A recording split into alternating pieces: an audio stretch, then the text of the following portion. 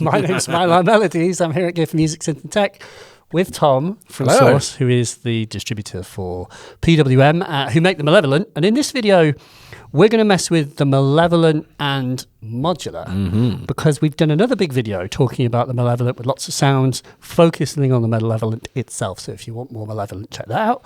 But with this, I wanted to introduce some Modular because the Malevolent is a semi-modular synth. You don't need patch cables to make sounds with it, but if you have them, you can push it around more and you can integrate modular with it. And Tis true. Yes, 'tis true. This, he says. And so I knew Tom was coming, so what I've done is I've put together a case. This is my Rackbrute 3U from Arturia. This is a compact 88 HP or HP. People get upset that I say H. Say horizontal pitch. Horizontal, I think 88 horizontal pitches. And I've put together a selection of modules, which I thought would be interesting. Obviously, the whole point of modular is that it's like sky's the limit. You can expand something any way you like. But it's a really good question of if you have a semi-modular synth, what are the modules that you should get if you are expanding your semi-modular synth? And that's an open-ended question because you can take it any number of directions. But what I've got here is a combination of a few things. I've got modulation in the form of the music Thing Turing Machine, a quantizer, which is the module which takes randomness and makes it musical, a mutable instruments Plaits, which is a versatile digital oscillator. And I think you and I would definitely agree that a digital oscillator that does loads of different things is a really good pairing. Absolutely. To a semi-modular analog synth that has...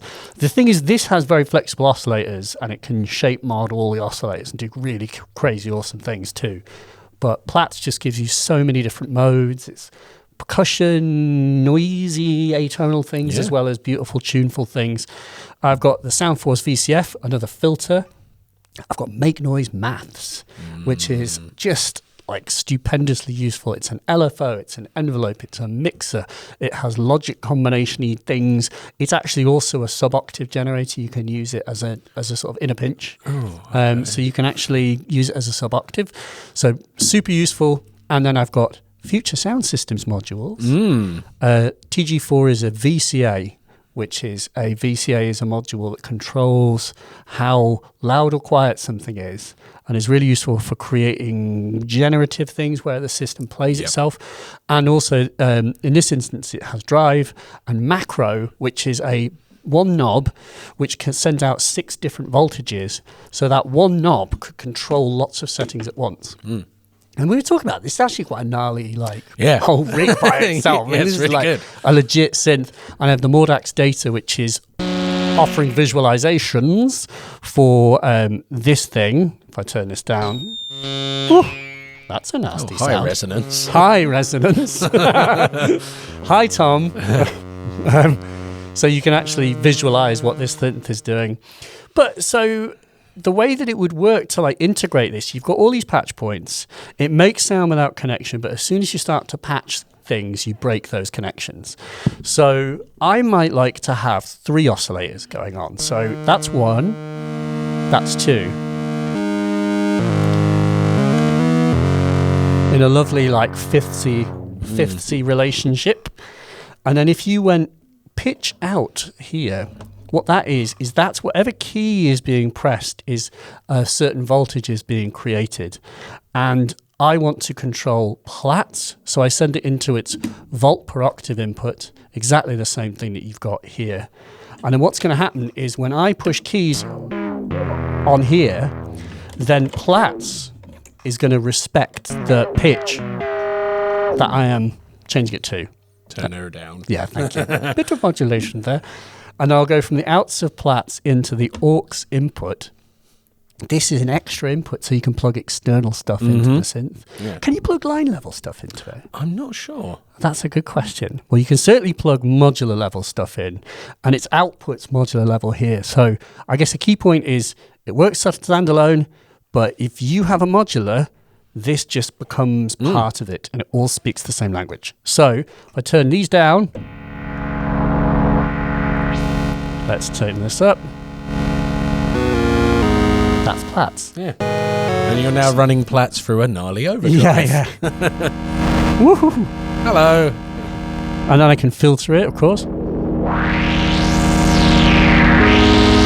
So that's chord mode on Plaits. Mm-hmm. If I push this button, you get a whole load of different modes on the green side. And if I push the red button, you get a load of weird stuff on the red side, including like tuneful, like odd atonal things. I mean, that's kind of gnarly by itself.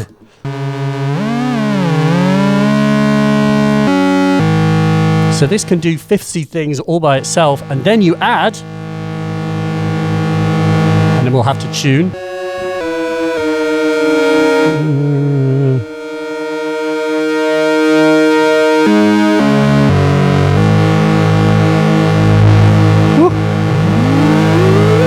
What's that? 4 oscillators? Yeah, it is.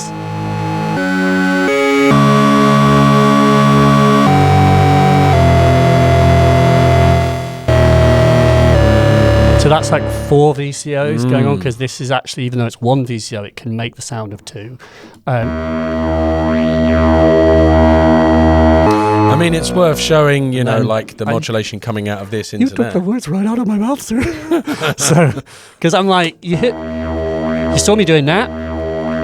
As soon as you start trying to like wiggle a control, that's time to call your friend the LFO to come and help you. And so an LFO is a thing that is going to wiggle for you. And so you can wiggle internally, but we can wiggle externally. So the Malevolent's got an LFO. Let's plug it into the morph input here. And we have a little dial to choose how much that LFO is affecting that knob. Go for it. Go on, give it a squiggle. Whoop, whoop, whoop. So now that LFO is controlling both the Plaits and it's controlling the filter.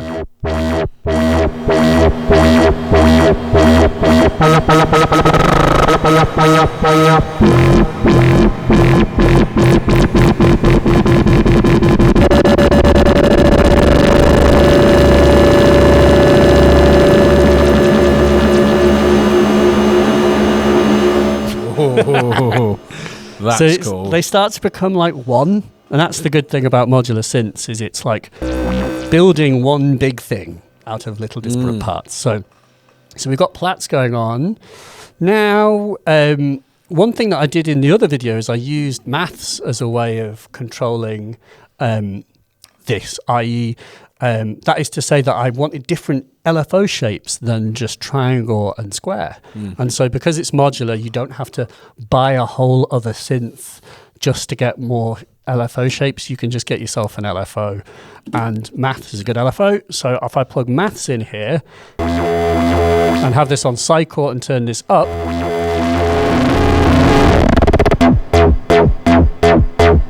now it's a whole new thing. Yeah, all new shapes. So this maths at the moment is an LFO, and by controlling this knob, whoop, if I have these knobs in the same setting, they'll become like a triangle. And if I have this one down, it'll become a descending saw. And if I turn that one up and that one down, it'll become an ascending saw. And the other thing you can do is you can use like an LFO to control how fast it goes. Ooh. So I could use the square. This will be very all or nothing.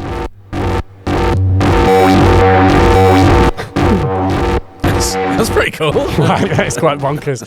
So the square wave, the Malevolent, is telling this how fast to go, or how slow. It's like changing the range of everything. Suddenly you can start to wire up all this stuff where rapidly it gets away with you. But I think one thing to say about like patching modular synths is it seems really off-putting when you're not familiar with modular stuff. The worst thing that you can do is look at someone else's modular, because then you feel like, how do you know this science, so wizard?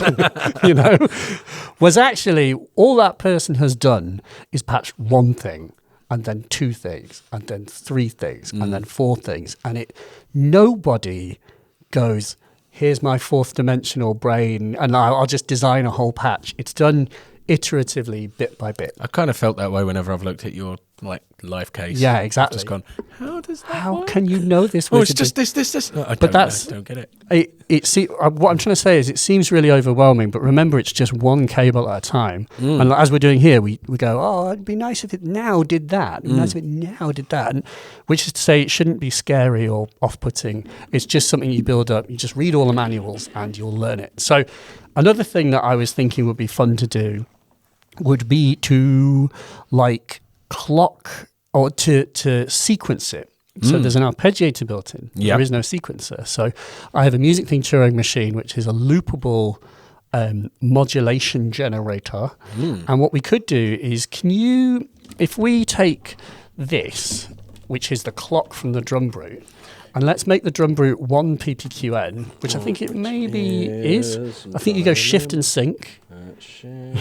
This is real, we're doing this really hard. No. So what one do you want? I think go 1. And then 1. And then hit play. So now fantastic. The drum brute is going to clock the Turing machine, and then the output. Oh no, aesthetic crime! I've adjusted the straightness of the synth. I'm so sorry, everyone. Is this straight? And then you go. What I'm going to do is this module. If you go from the output, and we then go into the 1 volt per octave inputs, and I want to go into both of the oscillators equally, and I'll turn down. Yeah, it should be all right, actually. Yeah, that won't. That is going to be very wibbly wobbly. Yeah, it will be very wibbly wobbly to start with. So if I.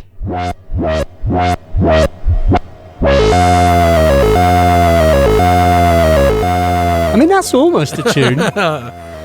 What's happening is that this module, done. That's music. This module is now controlling the pitch. The keyboard is not doing anything except turning on the synth. We also want to trigger the envelope. So let me go from the pulses output here into the gate, and then, this one, because that's the VCA.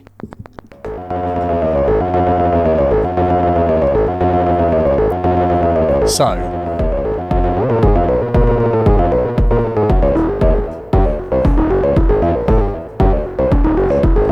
That's techno for you. What I did then was I unlocked this, so it's pointing upwards, and then what it's doing is it's creating a random stair-step melody, and it's also creating these pulses. And then if I lock it, a bit more kick drum, please, sir. Happy to provide. Thank you.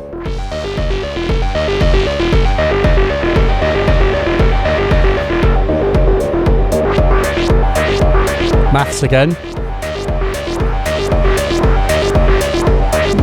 I mean, you could use that pulse to clock maths, couldn't you, as well? Yes, you could. Yeah. You can make a sidechain with it, can't you? Yeah, you probably could. But you definitely could. It feels a bit too swung for me.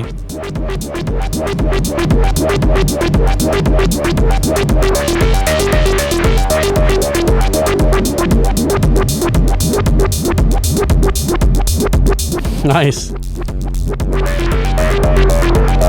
And then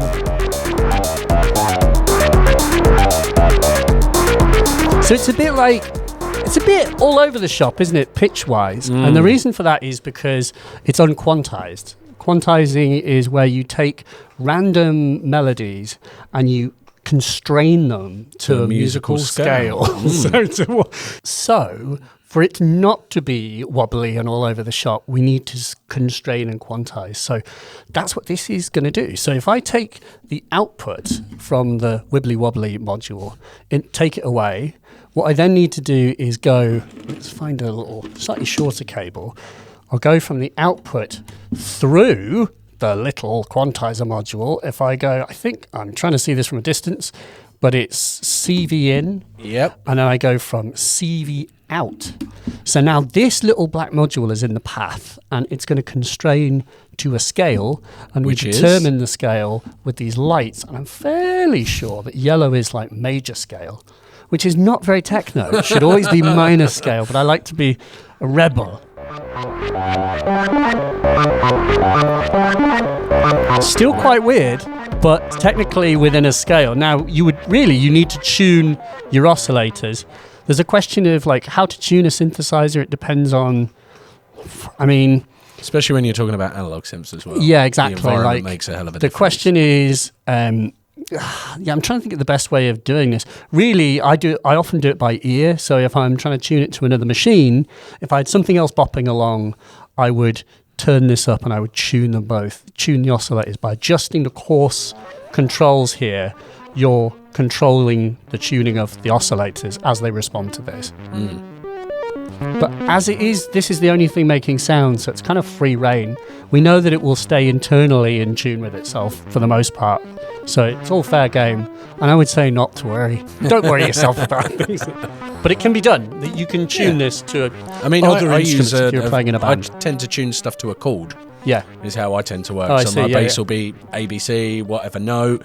I'll tune my melody to that, so it sort of becomes like a harmonious sort of system. So even if I just let it all blare out, it's all in tune. It's all in. Yeah. It's all in tune. Close enough for jazz. Yeah, exactly. I do it all by ear, really. So then we have this little knob which I've capped in red, which if I turn it right down is going to mean no voltage passes.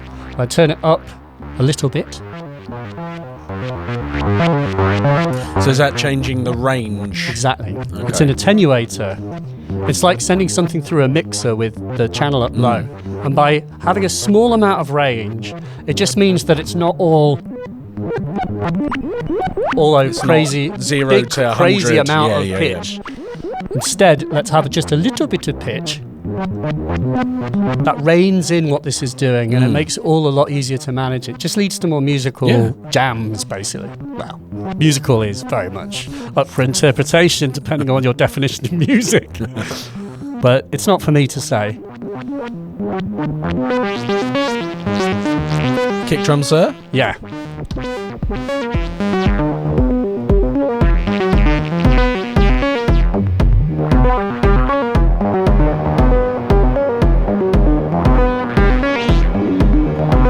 So again, this has been controlled by the Turing Machine.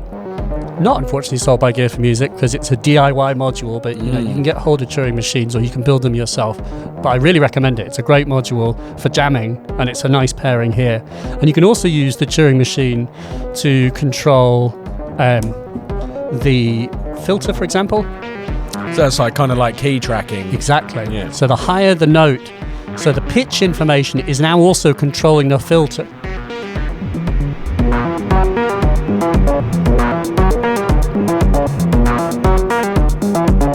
That's nice. You showed me how to get different filter modes. That was if I go from the mix out. That's just the resonance. Yeah, it is. Because you're really key tracking nice. it. Yeah. Happy accidents. Yeah. Literally. So I just disconnected the oscillators. So all you're hearing is the filter self-resonating. If I adjust the cutoff, it will change the pitch, so I will try not to mess with it. Because the envelope is adjusting the filter as well. Actually, we should mult this so that the envelope is being triggered by both.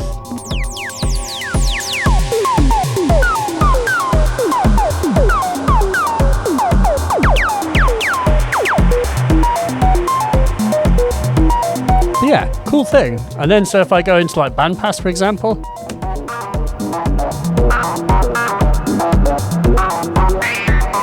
We've got this like super gnarly filter. And then let's use the macro. So like the macro is a way that we can control lots of things at once. If I use it right, that is. So that's almost sending out 6 squiggles at once. It is sending 6 squiggles at once. And it's a really useful module for just giving yourself a macro controller.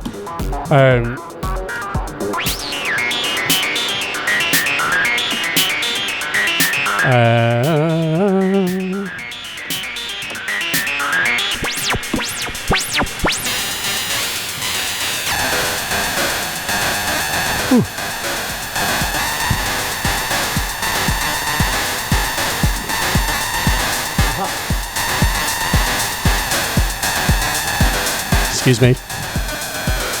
Oh, I see. That's cool. That's what I was trying to do.